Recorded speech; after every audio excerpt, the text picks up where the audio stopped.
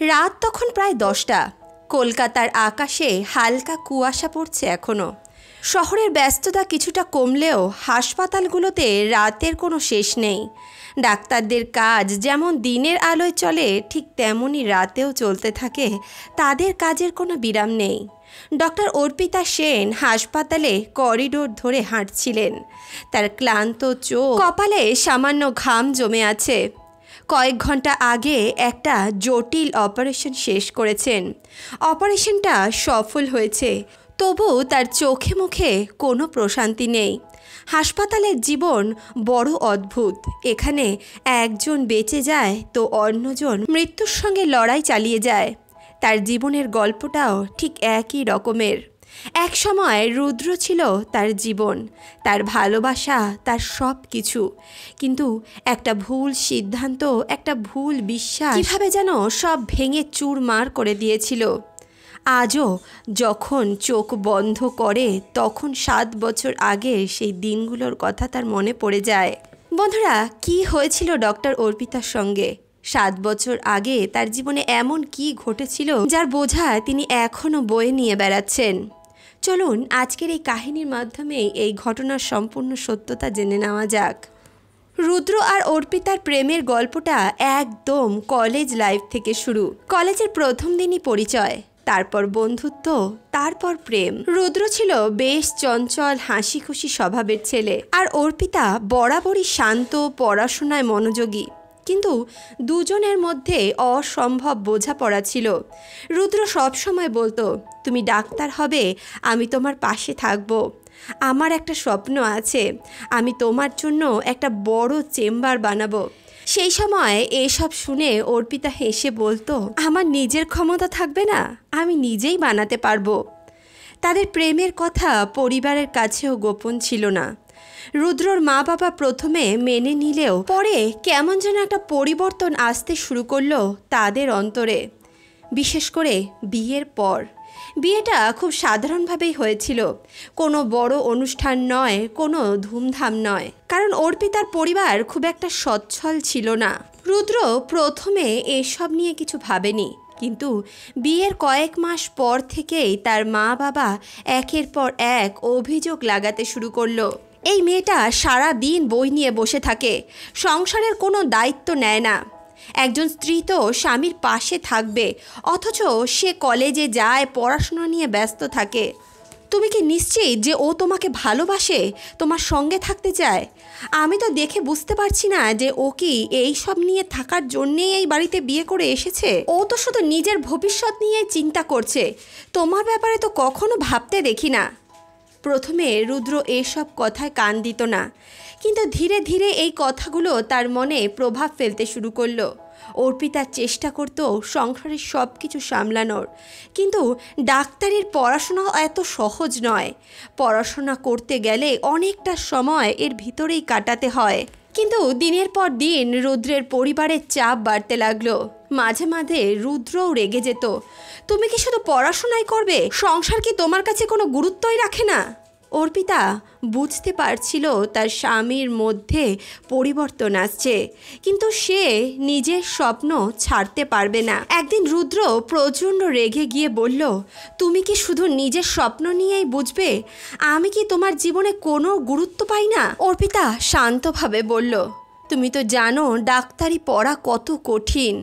তুমি কি চাইছো আমি পড়াশোনা ছেড়ে দেই? রুদ্র বলতে লাগলো, আমি চাই তুমি আগে আমার স্ত্রী হও, তারপর ডাক্তার। সেদিন ছিল তাদের সম্পর্কের টার্নিং পয়েন্ট। রুদ্র হয়তো বুঝতেই পারেনি কিভাবে সে তার পরিবারের কথায় প্রভাবিত হচ্ছিল। তারপর একদিন রুদ্র বাড়ি ফিরে এসে বলল, আমি আর পারছি না, এই সম্পর্কটা আর টিকিয়ে রাখতে পারছি না আমি। অর্পিতা, আমি তোমাকে ডিভোর্স দিতে চাই। এইভাবে আমি আর প্রতিদিনের ঝামেলা সহ্য করতে পারবো না। প্রতিদিন বাড়িতে এসে একই ঝামেলা, একই অশান্তি। প্রতিদিন তোমার সম্বন্ধে আমাকে 1000টা কথা শুনতে হয়। রুদ্রের কথা শুনে অর্পিতা হতভম্ব হয়ে গিয়েছিল। সে বলতে লাগলো, মানে? রুদ্র বলল, মানে আমি তোমার থেকে আলাদা হয়ে যেতে চাই। তুমি কি বুঝতে পারছো না? তুমি তোমার কেরিয়ার নিয়ে থাকো, আমি আমার জীবন নিয়ে থাকি, তোমার আর আমার মধ্যে কোনো মিল নেই। সেদিন অর্পিতার চোখ দিয়ে শুধু জল পড়ছিল। তুমি আমাকে এত সহজে ছেড়ে দিতে পারলে রুদ্র?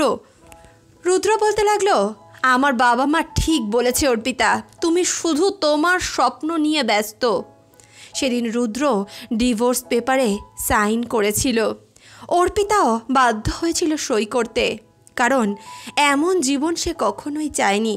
সে রুদ্রকে ভালোবেসেছিল, কিন্তু জোর করে তার সঙ্গে থাকবে, তার তিক্ততা সহ্য করেও তার সঙ্গে পড়ে থাকবে, এটাও তো সে চাইতো না।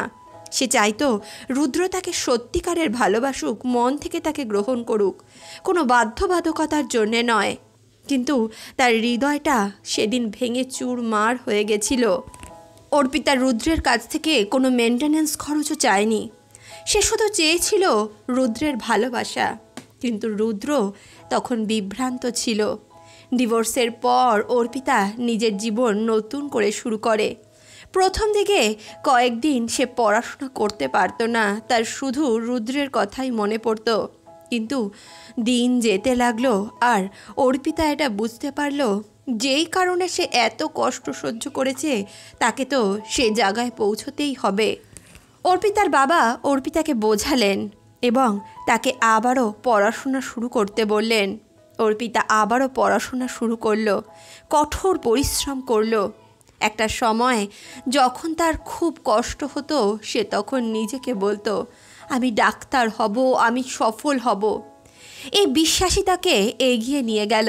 5 বছর পর সে একজন সফল সার্জন হয়ে উঠল। আজ সে কলকাতার সবথেকে নামি একটি হাসপাতালে কাজ করে। কিন্তু আজও সে রাতে ঘুমাতে পারে না। রাত্রি হলেই পুরনো দিনের সমস্ত কথাগুলো তার চোখের সামনে যেন চলচ্চিত্রের মতো ভেসে উঠতে থাকে। সে আজও রুদ্রকে ভুলতে পারেনি। সেদিনও হাসপাতালের ব্যস্ততা শেষ করে বেরিয়ে আসছিল অর্পিতা।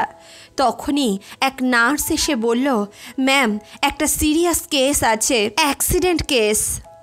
অর্পিতা দ্রুত এমার্জেন্সি রুমে ছুটে গেল। রোগীটির শরীর রক্তে ভেসে যাচ্ছে। স্ট্রেচারে শুয়ে থাকা মানুষটির মুখ ভালোভাবে দেখা যাচ্ছিল না। কিন্তু যখন নার্স তার মুখের রক্ত মুছে দিল, অর্পিতার শরীরটা কেঁপে উঠল। অপারেশন থিয়েটারে ঝলমলে আলোয় রুদ্রর মুখটা স্পষ্ট দেখা যাচ্ছিল। তার চোখ বন্ধ, ঠোঁট ফাটল ধরা, মুখের এক পাশে রক্তের দাগ। এক সময় যে মুখ ছিল প্রাণবন্ত, ভালোবাসায় উজ্জ্বল, আজ সেখানে কেবল যন্ত্রণার ছাপ। ডক্টর অর্পিতা সেন অসাড় চোখে তাকিয়ে রইলেন। হাতের গ্লাভসটা কাঁপছে, হৃদয়ে স্পন্দন দ্রুত হয়ে যাচ্ছে। এই মানুষটাই একদিন আমায় ছেড়ে চলে গিয়েছিল, আজ সে আমারই রোগী। অর্পিতা নিজেকে স্থির করার চেষ্টা করল। ডাক্তার হিসেবে তার কাজ আগে, ব্যক্তিগত অনুভূতি পরে।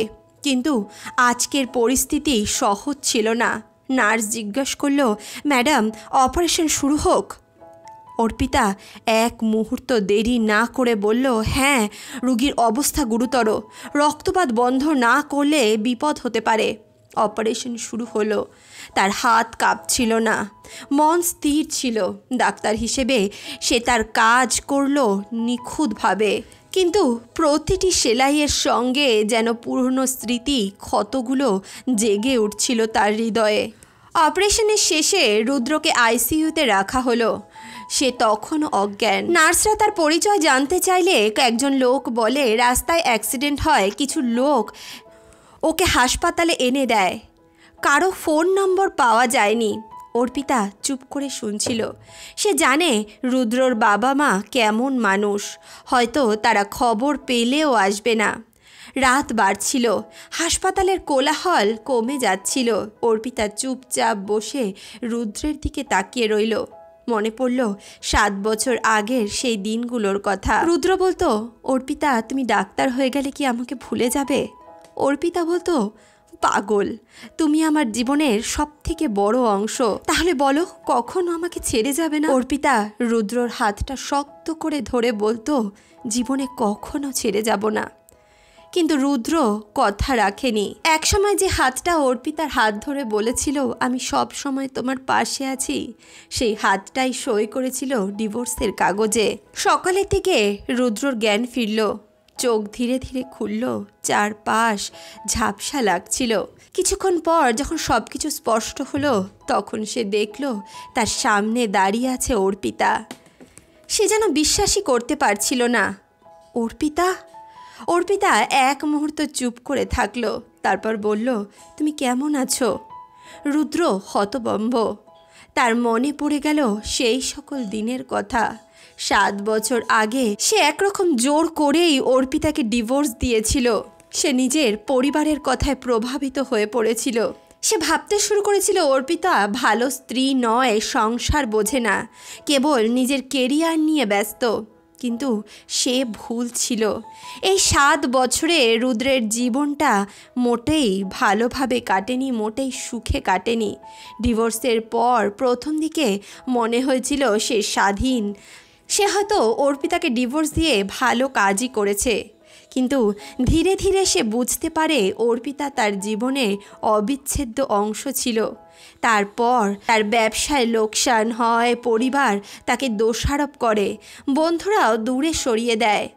আর তখনই সে বুঝতে পারে একজন সত্যিকারের জীবন সঙ্গী কী হতে পারে, জীবনে একজন সত্যিকারের জীবন সঙ্গীর কতটা প্রয়োজন।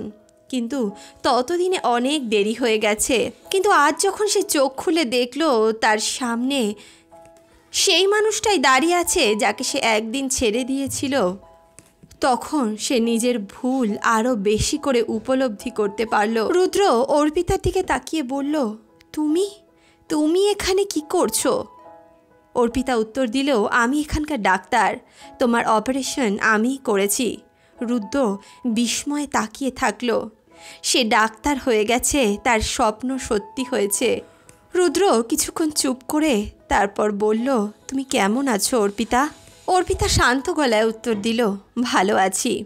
কিন্তু তার গলার স্বর যেন কেঁপে উঠেছিল।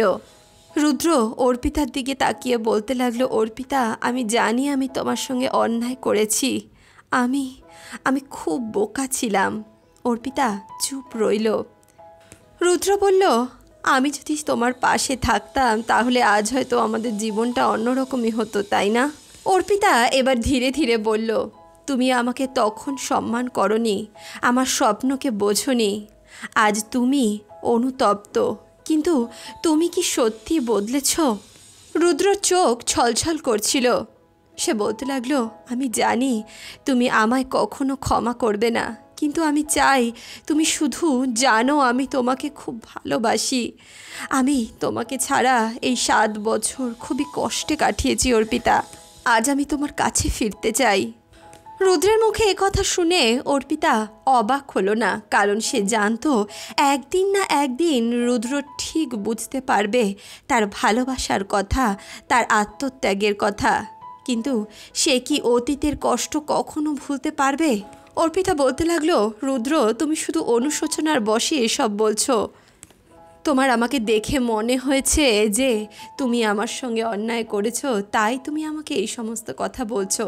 রুদ্র বলল, না অর্পিতা, আমি অনেক আগেই এটা বুঝতে পেরেছিলাম, কিন্তু কিভাবে তোমার কাছে যাব, কিভাবে তোমার সঙ্গে কথা বলবো সেটা বুঝে উঠতে পারছিলাম না। রুদ্র বলতে লাগলো, অর্পিতা, তুমি আমাকে শেষবারের মতো একটা সুযোগ দাও, আমি তোমার সঙ্গে থাকতে চাই। কিন্তু অর্পিতা চুপ করে রইল। এই 7 বছরে সে অনেক কিছু শিখেছে, অনেক কিছু দেখেছে। সে বুঝেছে ভালোবাসা শুধু আবেগ নয়, বিশ্বাস আর সম্মানেরও ব্যাপার। অর্পিতা বলতে লাগলো, তুমি জানো এই 7 বছর আমি কিভাবে কাটিয়েছি? কোনো দিন রাতে আমি ঠিকভাবে ঘুমাতে পারি না। সব সময় শুধু নিজের কাছে একটাই প্রশ্ন করতাম, কেন তুমি আমাকে ছেড়ে চলে গেলে? কেন তুমি আমার ভালোবাসা বুঝতে পারলে না? আমার স্বপ্নের দাম দিলে না? তোমার কাছে কি তোমার পরিবারই একমাত্র? আমার জন্যে কি তোমার জীবনে কোনো স্থান ছিল না? রুদ্র মাথা নিচু করে রইল। আজ সে নিজের ভুল বুঝতে পেরেছে। সে নিজের ভুলের জন্য বারবার ক্ষমা চাইছে। রুদ্র বলতে লাগলো, অর্পিতা, আমি তখন বুঝিনি, কিন্তু এখন বুঝেছি।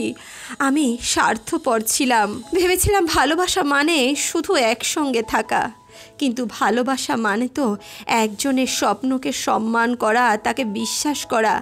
আমি তোমার স্বপ্নকে বোঝার চেষ্টা করিনি। অর্পিতার চোখে জল চলে আসলো। অর্পিতা বলতে লাগলো, তোমার অনুশোচনা সত্যি হতে পারে রুদ্র, কিন্তু অনেক সময় অনেক কিছু বদলে দেয়। আমি এখন অনেক বদলে গেছি। আমি আর সেই অর্পিতা নেই যে তোমার ভালোবাসার জন্য সব ছেড়ে দিতে রাজি ছিল। রুদ্র গম্ভীরভাবে বলল, আমি জানি তুমি আজ স্বাধীন, আত্মনির্ভরশীল, তাই আমি তোমাকে কোনো জোর করতে চাই না। আমি চাই তুমি যদি মনে করো যে আমি সত্যি বদলে গেছি, তবে আমাকে একটা সুযোগ দিও। অর্পিতা কিছুক্ষণ চুপ করে রইল, তারপর ধীরে ধীরে বলল, তোমার জন্য কি ভালোবাসার মানে শুধু ফিরে পাওয়া? তুমি কি আমার অনুমতির জন্য অপেক্ষা করবে রুদ্র? রুদ্রের চোখে জল চলে এলো। সে বুঝল ভালোবাসা মানে শুধু একসঙ্গে থাকা নয়, একজনের সুখের জন্য নিজের স্বার্থ বিসর্জন দেওয়াও ভালোবাসার বড় পরীক্ষা।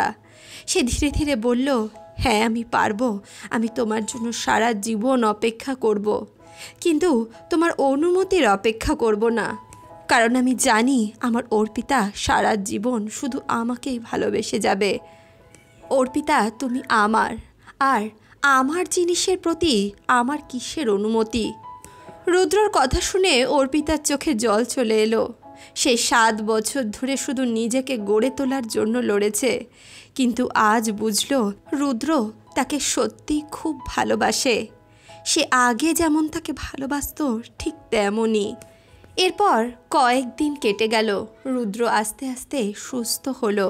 এদিকে রুদ্রর বাবা মা যখন জানতে পারল যে তার ছেলে অসুস্থ অবস্থায় হাসপাতালে ভর্তি, তারা রুদ্রকে দেখতে আসলো, কিন্তু তাদের সঙ্গে তাদের বাড়িতে যেতে বলল না, কারণ রুদ্র তাদের স্পষ্টই জানিয়ে দিল, আমি যদি বাড়িতে যাই তাহলে আমার সঙ্গে অর্পিতাও যাবে। আজ অর্পিতা যদি না থাকতো তাহলে আমি হয়তো এই সংসারে আর বেঁচে থাকতাম না। তাই এখন থেকে আমার সম্পূর্ণ জীবন আমি অর্পিতার সঙ্গেই কাটাবো। তবে রুদ্রর বাবা মা অর্পিতাকে মেনে নিতে রাজি ছিলেন না। তার প্রতি তাদের কিসের এত বিদ্বেষ ছিল সেটা তো ভগবানই জানে। তারা নিজেদের ছেলের সঙ্গে দেখা করে সেখান থেকে বাড়ি ফিরে গেলেন। কিছুদিনের মধ্যে রুদ্রকে ডিসচার্জ করারও দিন চলে আসলো। রুদ্রকে ডিসচার্জ করার পর অর্পিতা তাকে নিজের বাড়িতে নিয়ে গেল। রুদ্র অর্পিতার বাড়িতে গিয়ে ঠাকুরের সিংহাসন থেকে সিঁদুর নিয়ে অর্পিতার মাথায় পরিয়ে দিল। তারপর থেকে তারা আবারও সুখের জীবন শুরু করলো। পরবর্তীতে অর্পিতা রুদ্রর বাবা মাকে অনেকবার বোঝানোর চেষ্টা করেছিল, তাদের সঙ্গে সুসম্পর্ক বজায় রাখার চেষ্টা করেছিল, কিন্তু রুদ্রের মায়ের অর্পিতাকে কোনোভাবেই পছন্দ ছিল না। তবে রুদ্র নিজের বাবা মার প্রতি নিজের কর্তব্য সব সময় পালন করেছিল। রুদ্র মাঝে মধ্যেই বাড়িতে গিয়ে বাবা মার সঙ্গে দেখা করত, তাদের সঙ্গে কথা বলতো, ছোট ভাইয়ের বউয়ের সঙ্গে কথা বলতো এবং বাবা মার প্রয়োজন অপ্রয়োজন সম্বন্ধে তাদের কাছে খোঁজ খবর নিত। বন্ধুরা, এই ছিল অর্পিতা আর রুদ্রের কাহিনী। রুদ্র আর অর্পিতা এখন সুখে শান্তিতে নিজেদের জীবন কাটাচ্ছে, কিন্তু রুদ্রর বাবা মা এখনও অর্পিতাকে মেনে নেয়নি। বন্ধুরা, বলা হয় এক জীবনে মানুষ সব সুখ একসঙ্গে পায় না, জীবনে কিছু না কিছু তো ছুটেই যায়। হয়তো অর্পিতার জীবনে তার শ্বশুর শাশুড়ির যত্ন করা তাদের ভালোবাসা লেখা নেই, কিন্তু তার ভালোবাসার মানুষটা, তার কাছের মানুষটাকে সে কাছের করে পেয়েছিল। এখন অর্পিতা আর রুদ্রের একটি কন্যা সন্তান হয়েছে এবং তারা অনেক সুখে শান্তিতে নিজেদের জীবন কাটাচ্ছে। তাহলে বন্ধুরা, আজকের এই কাহিনী, আজকের এই প্রসঙ্গ আপনাদের কেমন লাগলো কমেন্ট বক্সে অবশ্যই লিখে জানাবেন। বন্ধুরা, রুদ্রর বাবা মার সম্বন্ধে আপনাদের কি ধারণা? তাদের কি নিজেদের ভুল ভ্রান্তি ভেঙে অর্পিতাকে মেনে নেওয়া উচিত? এই বিষয়ে আপনাদের কি মন্তব্য? আপনাদের কি মনে হয়? কমেন্ট বক্সে অবশ্যই নিজেদের মূল্যবান মন্তব্য লিখে জানাতে ভুলবেন না। আপনারা নিজেদের মূল্যবান মন্তব্য জানানোর সঙ্গে সঙ্গে নিজেদের নাম এবং ঠিকানাও কমেন্ট বক্সে লিখে জানাবেন। আমি পরবর্তী ভিডিওতে আপনাদের নাম, ঠিকানা এবং আপনাদের গুরুত্বপূর্ণ মন্তব্য আমার দর্শক বন্ধুদের সঙ্গে শেয়ার করব। তাহলে বন্ধুরা, দেখা হচ্ছে নতুন কোনো ভিডিওতে। ততক্ষণের জন্য সুস্থ থাকুন, ভালো থাকুন।